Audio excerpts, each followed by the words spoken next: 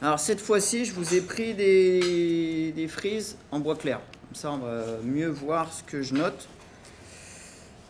La longueur a correspondé à quoi la longueur? En tout, la longueur totale de la frise. 370. 370, on les avait trouvés avec 180 plus 10 de chaque côté, 200. Donc j'ai 200 pour correspondre à une grande longueur. Et 150 plus 10 de chaque côté, 170. Donc j'ai bien 170 d'un côté, 200 de l'autre. Ça correspond à une grande longueur et une petite. Ensuite, je vais dresser un bord. N'importe lequel, le plus parallèle aux veines possible, en veillant à ce qu'il reste suffisamment de marge pour la frise au final. Gardez bien l'habitude de noter le côté que vous avez dressé. Donc j'ai mes deux feuilles. C'est là où ça se complique, c'est que je vais ouvrir en portefeuille. D'accord? Donc j'ouvre en portefeuille. Je peux vérifier si mon joint est correct, si j'ai pas de jour, si j'ai bien travaillé. On a dit une petite longueur 170. Où est-ce que j'ai mis mon réglet? Là. Une petite longueur de 170, une grande de 200. Là, c'est où je vais couper. Une petite, une grande, je pars de l'autre côté et je fais pareil. Une petite longueur et une grande longueur. Donc vous voyez, je ne vais pas couper au même endroit les deux feuilles. Je ne peux pas couper les deux en même temps. Je vais avoir un angle à 45 sur une extrémité. On va l'appeler l'angle 1.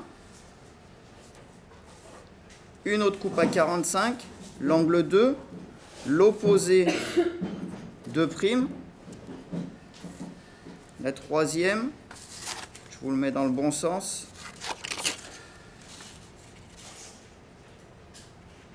L'angle 1 qui va correspondre en face, avec le 1'. Le dernier, l'angle 4, 4'. Et par opposition au 3, le 3'. Je vous le mets comme ceci, j'espère que ça se voit à peu près. Donc là, maintenant, j'ai plus qu'à couper sur les croix. Un petit coup de fer de rabot, pas besoin d'être précis. Hop.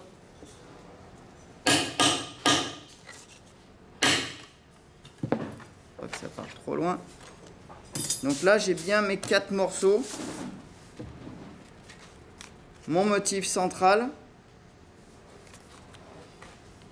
J'ai mes repères à la moitié de chaque distance.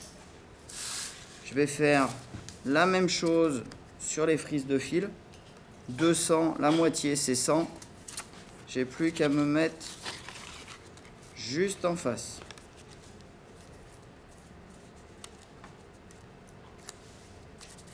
Je bride.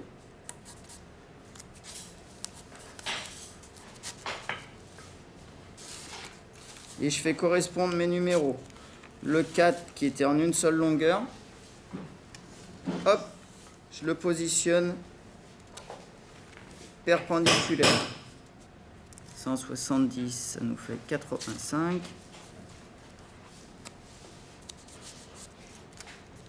Voilà.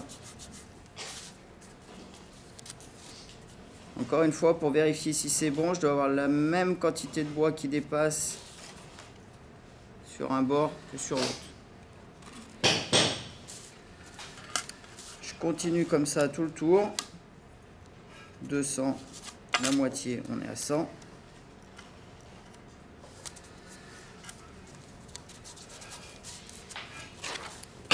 bien penser à ce qu'on replie vers l'intérieur. Il n'y a pas besoin de retourner puisque nos deux feuilles, on les avait ouvertes avant.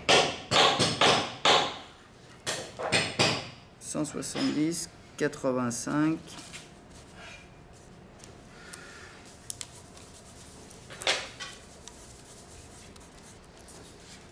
Voilà. Là, j'ai mon montage qui est complet. Avec ma grande longueur, ma petite longueur.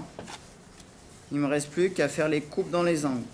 On avait dit, comme on était sur un rectangle, on ne pouvait pas faire les diagonales. On est obligé de soit tracer le pourtour pour avoir l'angle de coupe, soit prendre la diagonale du carré qui est constitué par les 3 bandes du milieu. Puisque le milieu fait 90 par 90, là on a bien un carré. On peut prolonger la diagonale d'un carré pour avoir son tracé. L'autre solution, c'est de mettre les 30 mm de frise sur la périphérie.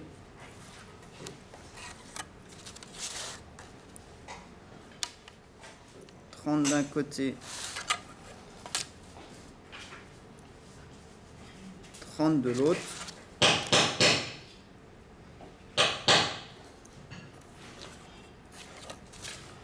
Et j'ai bien mon point qui me permet d'avoir ma coupe à 45 degrés.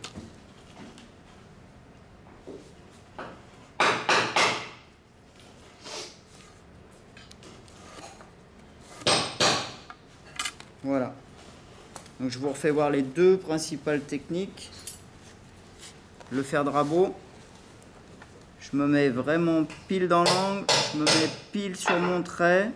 Une fois que je suis bien positionné, j'appuie légèrement et je redresse mon fer. Et je coupe. Bien faire attention que les deux parties soient coupées.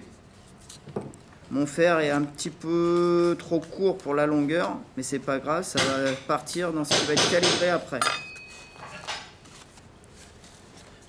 Attention de ne pas appuyer trop fort avec le fer de rabot, sinon vous allez écarter le bois et le joint il sera pas beau. Il faut juste le couper net.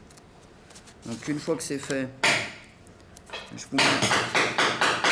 vous mets un petit scotch. Là on est propre. L'autre technique, avec la scie, on met une petite partie de plaquage dessous pour protéger. Si vous avez peur qu'il bouge, vous mettez un petit coup de scotch carrossier. Attention, ça va faire une surépaisseur, donc attention avec la scie. Moi, je rajoute un petit bout de scotch également pour pas que ça bouge. Et là, cette fois-ci, à la règle, bien sur le trait, je vais venir couper.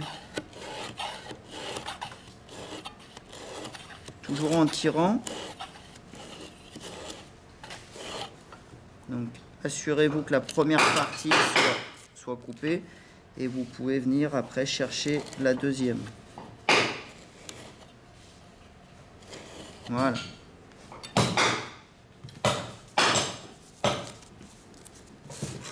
Là, j'enlève la partie. Bon. Et voilà, là je suis bon. Un petit bout de scotch. Ma coupe elle est bonne.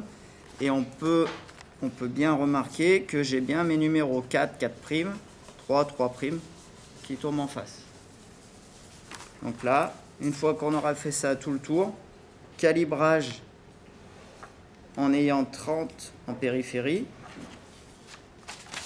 s'assurer qu'on a bien les codes finales de 180 par 150 et s'assurer des diagonales, si elles sont identiques, pour être bien d'écart.